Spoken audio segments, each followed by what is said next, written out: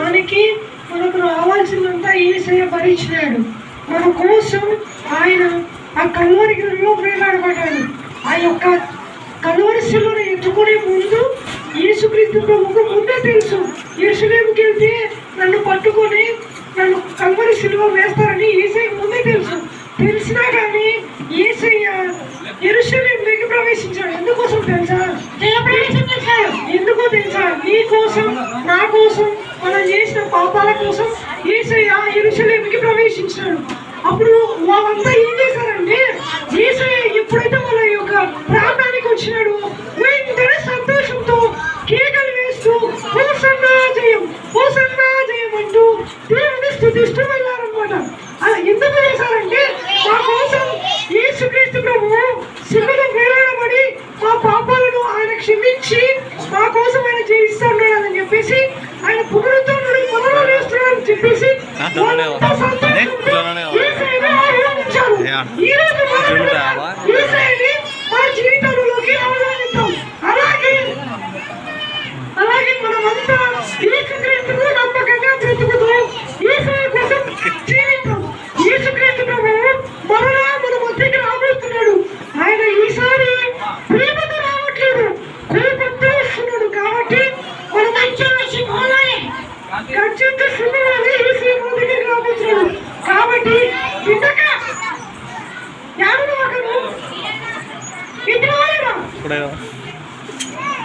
దగ్గరికి వస్తాక ఎందుకు వచ్చినా నేను రమ్మన్నా నేను ఇంతక కనిపిస్తాను నేను చూడు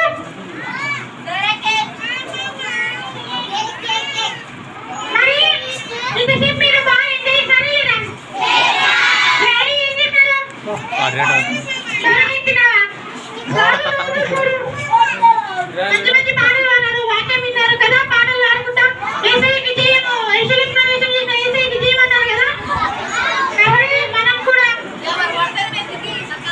ఈ లోకంలో జీవించేంత కాలం మేము దేవునికి మహిమకరంగా మాదిరికరంగా జీవించాలని కోరుకుంటూ మన యొక్క ప్రపంచాన్ని ముగింపు చేసుకుని ఈ ఎక్కడ తీసుకుంటూ ఉంటుంది అయితే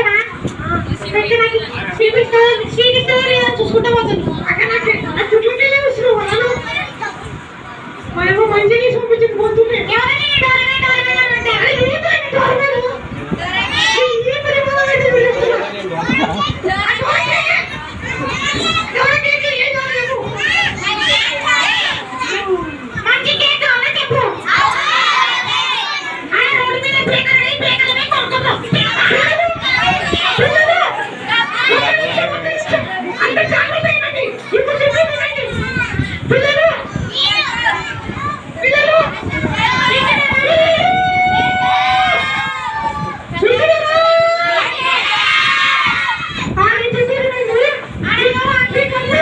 Thank you.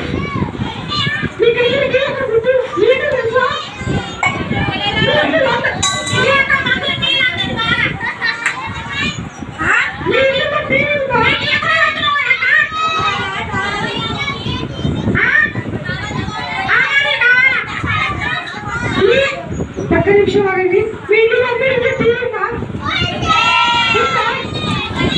ఈరోజు సాయంత్రం మేము